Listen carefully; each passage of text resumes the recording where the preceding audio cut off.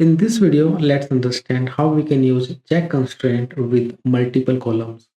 Let's say I'm trying to create this table, and on this table I want to make sure the age that user is providing is always greater than or equal to 18. Along with the age, I also want to make sure the person that we are adding to this table is having city as New York. We don't want to add any record that is not having city as New York. For that, we can use check constraint. So again, let's use the syntax that we have seen earlier.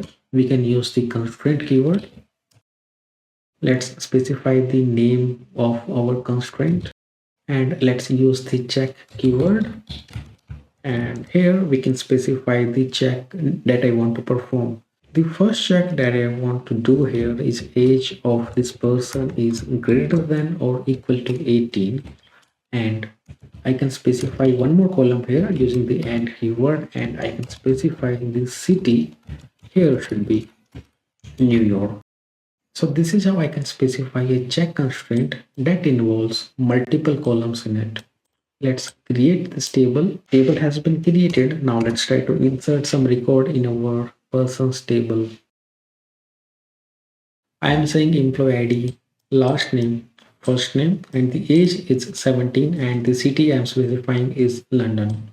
Now let's check with our check constraint. Is my age greater than or equal to 18? No. Is my city is equal to New York? No. So both the conditions are failing. If I try to insert this, I will get the error. Check constraint has been failed. Now, if I change my age to 18, this condition is true, right? If I try to execute this now, I will again get the error because the city is not New York. City is still London. So let's correct this also. And now try to insert this record.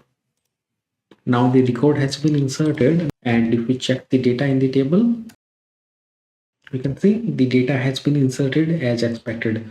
So this is how you can use check constraint with multiple columns in SQL Server.